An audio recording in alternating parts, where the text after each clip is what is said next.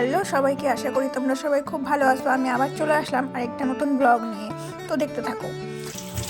কিছুদিন আগে আমি একটা নাড়ু বানায় ফেসবুকে পোস্ট করছিলাম, তো সেটা ছিল পেঁপের নাড়ু। তো তোমরা অনেকেই আমাকে মেসেঞ্জারে মেসেজ করে জানতে চাইছো যে কি করে সেটা বানালাম। তো সবাইকে তো মেসেঞ্জারে রিপ্লাই দেওয়া সম্ভব হয় না, তো তার জন্য ভাবলাম ছোট্ট একটা ভিডিও করে তোমাদেরকে দেখাই যে এটা কি করে বানালাম। তো দেখো, এখানে প্রথমে একটা পেঁপে আমি নিয়ে নিলাম, আর পেঁপেটাকে যেমন চোকলা ছুলে নিতে হয়, তো সেরকমই আমি এটাকে ভালো করে ধুয়ে নিলাম। আগে ধুয়ে এটাকে এখন পেঁপেটাকে কেটে নিচ্ছি। আর এই নাড়ুটা খেতে কিন্তু একদম নারকেলের নাড়ুর মতোই হয়, কিন্তু এটা বানাতে একটু পরিশ্রম বলতে তোমাকে যখন চিনিটা তুমি গলাবা তখন একটু মাথায় রাখতে হবে যেন চিনিটা একদম ক্যারামেল না হয়ে যায়, একদম লাল টুকটুকা যাতে না হয়ে যায়, তাহলে কিন্তু তিতা হয়ে যাবে। তো এখানে দেখো ভেতরে যে জিনিসগুলো থাকে পেঁপের, তো সেগুলো আমি চামচে কুড়ায় নিচ্ছি। আর এখানটা এখন আমি ভালো করে আবার পেঁপেটাকে ধুয়ে নিচ্ছি, কারণ পেঁপের মধ্যে একটা পিটকুট ভাব থাকে, তো সেইটা যদি না যায় তাহলে কিন্তু একদম সম্পূর্ণ চেষ্টা কিন্তু বৃথা। তো দেখো এখন আমি পেঁপেটাকে কুড়ায় নিচ্ছি, যেরকম নারকেল আমরা কুড়াই বটি দিয়ে, তো এটা বটি দিয়ে কুড়ানো যাবে না, তো এটাকে তার জন্য একটা ওই কুড়ানি টাইপের যেটা হয় সেটা দিয়ে কিন্তু আমি কুড়ায় নিচ্ছি। তো আমার কাছে এটা ছোট ছিল, তো আমি ছোটোটা দিয়ে কুড়াচ্ছি। তোমাদের যাদের বড় আছে তারা তোমরা সেটা বড়টা দিয়ে কুড়ায় নিবা। তো চলো আমি এই ঝামেলার কাজটা করতে থাকি। আমি একটু শর্টকাট জিনিস করতে পছন্দ করি, তার জন্য আমি করলাম কিছুটা কুড়াইলাম আর কিছুটা আমি এখানটা পেস্ট করে নিলাম। তো আমি প্রথম দিন যখন বানাইছিলাম তখন আমি সম্পূর্ণটা কুড়াই করছিলাম, আর পরের দিন ভাবলাম যে নতুন ধরনের এক্সপেরিমেন্ট করা যাক, যে না কুড়ায় যদি একটু কুড়ায় নিই আর একটু যদি আমি মিক্সিতে পেস্ট করে নিই তাহলে জিনিসটা কেমন হয়। তো আমি দেখো পেস্টটা কিন্তু আমি করে নিচ্ছি বারে বারে। তো পেস্টটা ভালো করে করতে হবে। এই দেখো এটা হচ্ছে কুড়ানো, আর এই দিকেরটা হচ্ছে পেস্ট করা। তো দেখো দুটা কিন্তু একই, দুটাকে মিক্সড করলে কিন্তু একই, কোনো কিন্তু স্বাদের হেরফের কিচ্ছু হবে না। তো এটাকে কিন্তু আবার ভালো করে ধুতে হবে। ওই যে আগেই বললাম যে একটা তিতকুট ভাব থাকে পেঁপের মধ্যে, তো সেটা ভালো করে যাতে একদম চলে যায়, তো সেই দিকটাই নজর রাখতে হবে, নালে কিন্তু তোমার সম্পূর্ণ চেষ্টাই কিন্তু একদম বৃথা, আর সম্পূর্ণ কষ্টটাও একদম বৃথা। যদি তিতা হয়ে যায় তাহলে কিন্তু তোমার মানে একদমই গেল, তো সেটা বানানো না বানানো সমান। তো দেখো এখন কিন্তু এটাকে ভালো করে ধুয়ে চিপে চিপে ভালো করে ধুয়ে কিন্তু অনেকবার আমি এটাকে এখন বসালাম একটু ভাপ দিতে। একদম ফুল সেদ্ধ কিন্তু কেউ করবা না, এটাকে একটু সামান্য জাস্ট একটু ভাপটা দিতে হবে, যাতে যদি একটু এটার মধ্যে তিতকুট ভাব থাকে সেটা যাতে চলে যায়। তো দেখো এরকম যখন ফুটে আসবে তখনই কিন্তু বন্ধ করে দিতে হবে।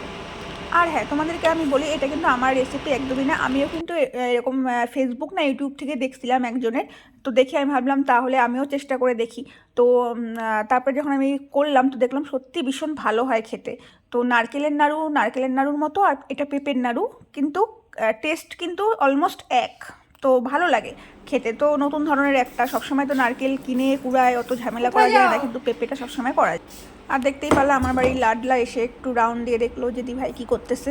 তো যাই হোক, এখানে দেখো এটাকে কিন্তু ভালো করে আবার কিন্তু ভালো করে ধুয়ে, সেদ্ধ হওয়ার পরেও কিন্তু আবার ভালো করে ধুয়ে চিপে একদম জল বের করে দিতে হবে। আর এখানে দেখো আমার বাবুন কিন্তু আবার চলে আসে। তো এখানে দেখো আমি কিন্তু এখন একটু এলাচ কুটে নিচ্ছি, কারণ একটু এলাচ দিতে হবে, কারণ পেঁপের একটা গন্ধ থাকে, তো সেই গন্ধটা ওই সেদ্ধ করার সময় চলেই যায়, যদিও তবুও একটু এলাচ দিলে ভালো লাগে। আর এই কটা সামগ্রী কিন্তু লাগে, সামান্য ঘি, এলাচ গুঁড়া, চিনি, আর হচ্ছে পেঁপে।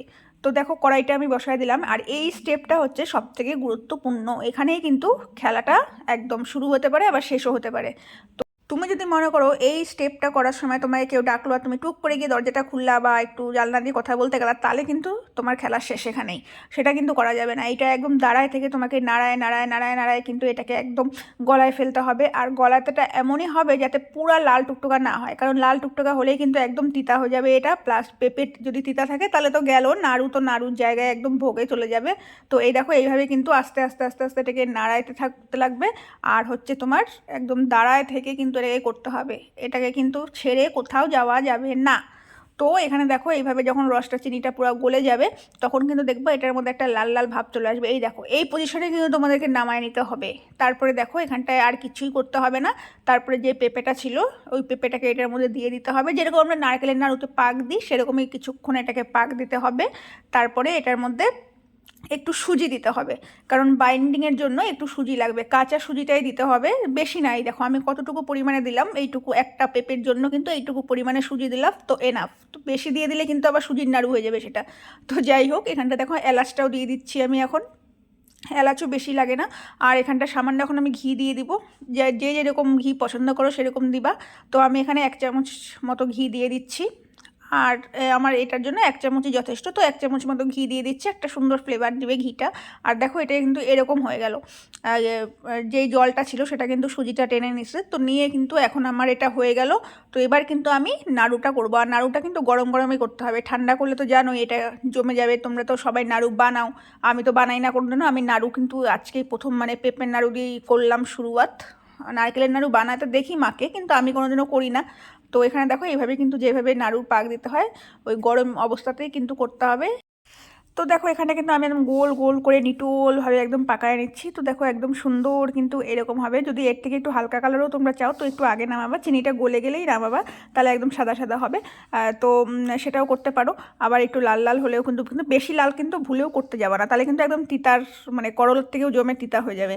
তো দেখো আমি এক এক করে কিন্তু নাড়ু করে নিচ্ছি। তো একটা পেঁপেতে আমার বেশি হয় নাই, তো যেটুকু হয়েছে আমার জন্য তো এনাফ। আর হ্যাঁ, নাড়ু করার সময় কিন্তু তোমরা অবশ্যই হাতের তালুতে কিন্তু ভালো করে ঘি মাখায় নিবা, তাহলে কিন্তু নাড়ুটা সুন্দর লাগবেও না, আর কিছু মানে ভালো সুন্দরভাবে উঠে যাবে। তো এইভাবেই কিন্তু আমি সবকটা নাড়ু করে নিলাম। তো দেখো আমার নাড়ু কিন্তু এখানে তৈরি, আর কেমন হয়েছে তোমরা কিন্তু অবশ্যই আমাকে জানাবা। আর আমার এই রেসিপিটা দেখে তোমরা যদি বাড়িতে বানাও তাহলে খেতে তোমাদের কেমন লাগলো সেটাও কিন্তু কমেন্টে অবশ্যই আমাকে জানাবা।